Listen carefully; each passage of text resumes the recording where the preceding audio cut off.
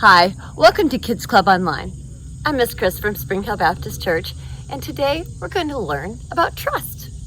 I'm trusting this swing is going to hold me and not let me fall.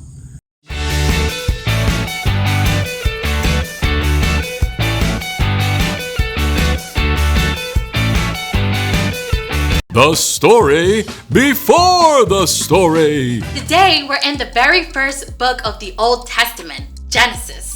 God's amazing world was broken by sin. But God chose Abraham and his wife Sarah and promised to bless the whole world through their family.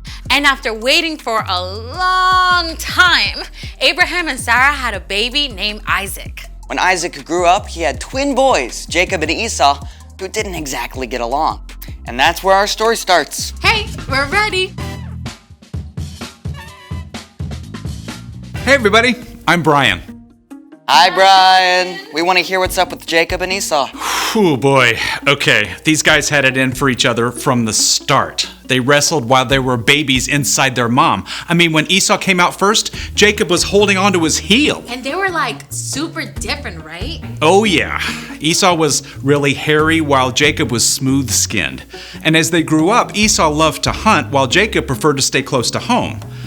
Now, Esau was the older brother by just a few minutes. This meant he had special rights to money and property and even leading the family one day. But he was such a hothead, he didn't always stop to think. Now one day Esau was out hunting and didn't get anything. And by the time he got home, he was super hungry. Jacob had just cooked up a pot of delicious red stew, and Esau begged him for some. Sell me your rights as the oldest. Fine. I'll die if I don't get something to eat. Esau threw away something really valuable for a bowl of soup. I bet he regretted that big time once his stomach was full. And things did not get any better between the brothers. Their father Isaac was very old, and he wanted to pass on a special blessing to his oldest son. So he sent Esau to go hunt and prepare him a tasty meal first. Now, this is where things get squirrely because Isaac's wife, Rebecca, overheard. And while parents are not supposed to have a favorite kid, Jacob was definitely Rebecca's fave. Rebecca came up with a crazy plan. Your father sent Esau to hunt wild game and prepare a meal so your father can bless him. Hunting will take Esau all day, so I want you to choose 2 goats from the flock. I'll cook them up, and you can pretend to be Esau and take the blessing. Your father's eyesight is so bad, he won't know.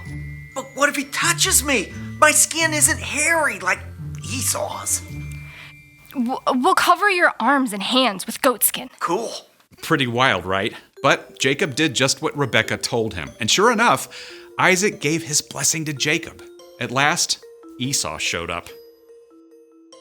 If you're Esau who just brought me a meal, I gave him my blessing. It wasn't me. Then your brother tricked me. First he took my rights as the oldest. Now he's taken my blessing. Dad's gonna be gone soon. Then I'll be in charge, and I'll get rid of Jacob.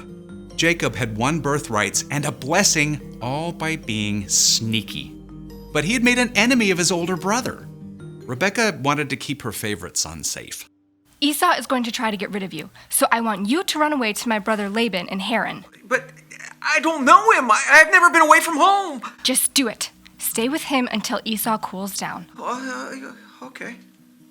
Okay, imagine you're Jacob. You got what you wanted, but it's backfired. You've got to leave home and everything you know. It's a pretty scary place to be. Jacob set off through the wilderness with nothing but his own thoughts. What's gonna happen to me? By nighttime, Jacob arrived at... The middle of nowhere? With no place to stay, Jacob curled up on the hard ground with nothing but a stone for a pillow. Neck crick. But as Jacob slept, the most incredible thing happened. He saw a vision from God. In the vision, a broad stairway reached from the earth all the way up into heaven. Shining angels climbed up and down in a parade that dazzled Jacob's eyes. And most amazing of all, the Lord stood beside the staircase. Now, if you are Jacob, You may not be sure what God thinks of you. I mean, God has promised to bless the whole world through your family, but you've done some pretty sneaky things along the way. God might decide to go back on that promise.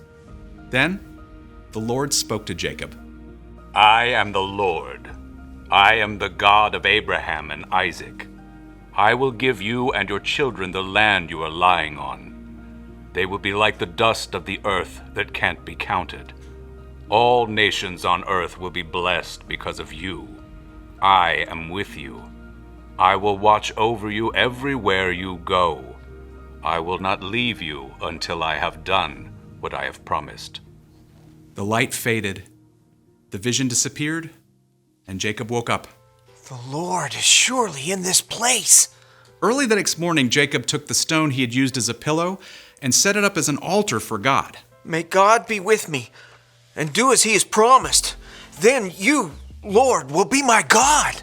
Then Jacob continued on his journey to Haran, and that's the end. For now. Okay, so Jacob was kind of messed up. Yeah, but even though Jacob made a lot of not-so-great choices, God was still with him. God still had a plan to bless the whole world, and Jacob was part of that, even though he was not perfect. Many hundreds of years later, Jesus was born into Jacob's family line. It's a story that we're still part of. So, what is our part in that story? Well, you can trust that God has a plan, even when it's hard to see the path ahead. So, maybe you and your best friend had a fight. You can still trust that God loves both of you and that he is there with both of you as well. You just need some time to cool down. Or maybe you're struggling at home or school or really anywhere and you just don't know what to do. You can trust that God knows. God is in control. Yep. We don't always get to know the details of God's plans, but we do know God promises to make everything right in the end. Even if we mess up along the way. I think you've got it. I'm off. So here's the thing. You can trust that God has a plan no matter what's going on. See you next time.